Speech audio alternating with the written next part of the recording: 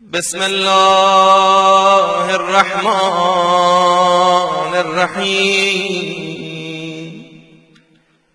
السلام عليك يا أبا عبد الله، السلام عليك يا ابن رسول الله، السلام عليك يا ابن أمير المؤمنين وابن سيد الوصيين، السلام عليك يا ابن فاطمة سيدة نساء العالمين، السلام عليك يا ثار الله وابن ثاره والوتر الموتور، السلام عليك وعلى الأرواح التي حلت بفنائك، عليكم مني جميعا سلام الله أبدا ما بقيت وبقي الليل والنهار.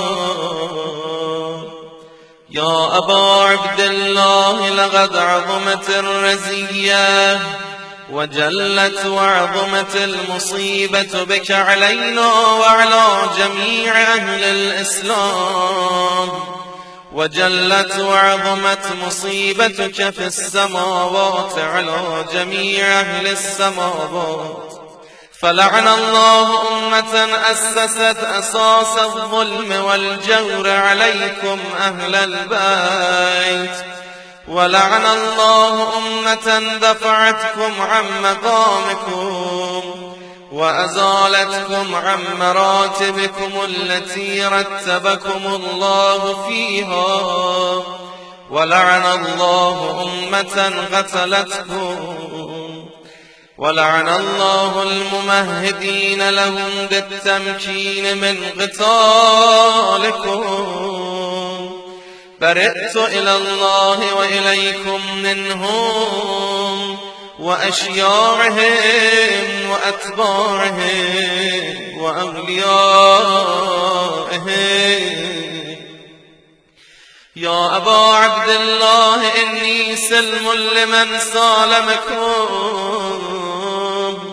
وحرب لمن حاربكم إلى يوم القيامة.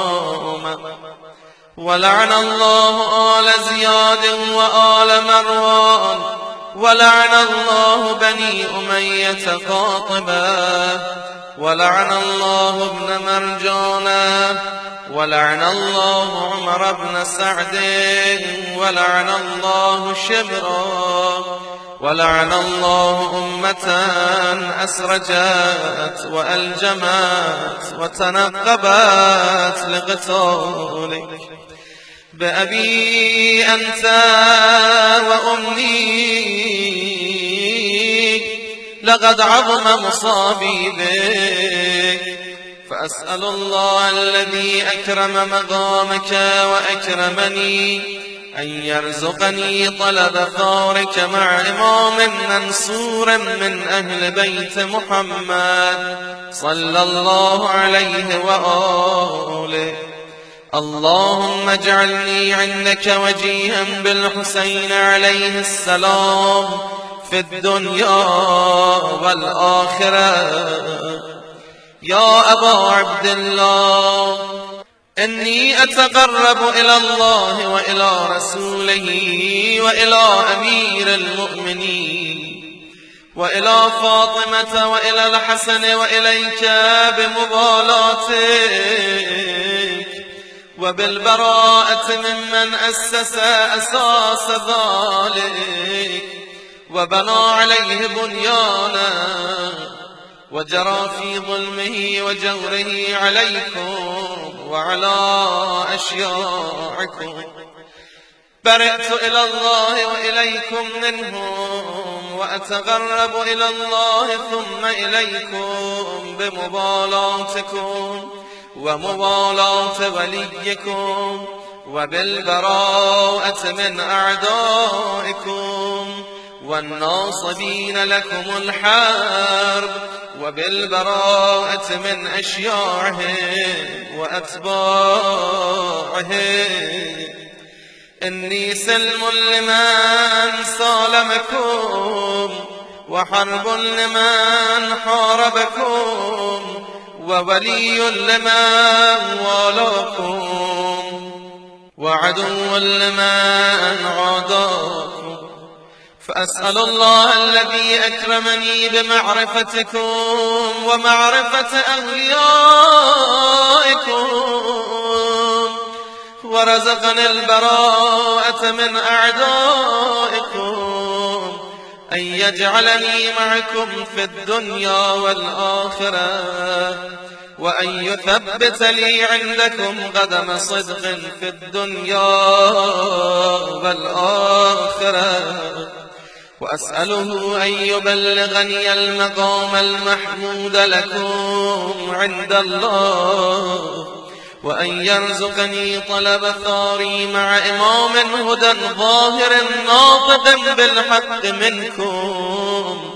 وأسأل الله بحقكم وبالشأن الذي لكم عنده أن يعطيني بمصابي بكم أفضل ما يعطي مصابا بمصيبته،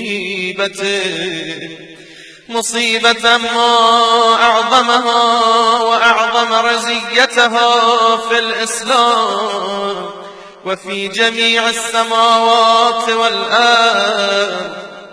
اللهم اجعلني في مقامي هذا ممن تناله منك صلوات ورحمة ومغفرة.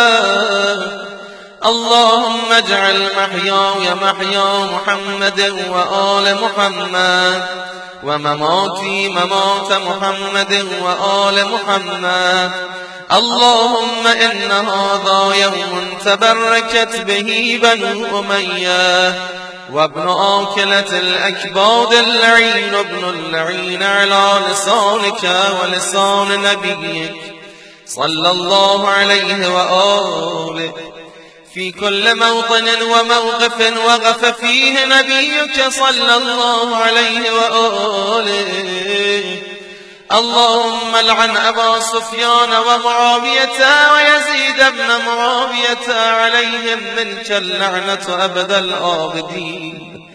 وهذا يوم فرحت به آل زياد وآل مروان بقتلهم الحسين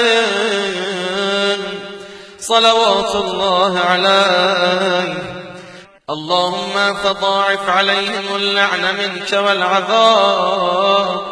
اللهم إني أتقرب إليك في هذا اليوم وفي موقفي هذا وأيام حياتي بالبراءة منهم واللعنة عليهم وبالموالاة لنبيك وآل نبيك عليه وعليهم السلام. اللهم لعن أول ظالم ظلم حق محمد وآل محمد وآخر تابع له على ذلك. اللهم لعن العصابة التي جاهدت الحسين وشايعت وبايعت وتابعت على قتله. اللهم لعنهم جميعا. السلام عليك يا أبا عبد الله وعلى الأرواح التي حلت بفنائك. عليك مني سلام الله أبدا ما بقيت وبقي الليل والنهار ولا جعله الله آخر العهد مني لزيارتكم. السلام على الحسين وعلى علي بن الحسين وعلى أولاد الحسين وعلى أصحاب الحسين. اللهم خص أنت أول ظالم باللعن مني وابدأ به أولا ثم الثاني والثالث والرابع. اللهم لعن يزيد خامسا ولعن عبيد الله بن زياد وابن مرجان وعمر بن سعد وشبرا وآل أبي سفيان وآل زياد وآل مروان إلى يوم القيامة. اللهم لك الحمد حمد الشاكرين لك على مصابهم، الحمد لله على عظيم رزيتي. اللهم ارزقني شفاعة الحسين يوم الورود، وثبت لي قدم صدق عندك مع الحسين وأصحاب الحسين الذين بذلوا مهجهم دون الحسين عليه السلام.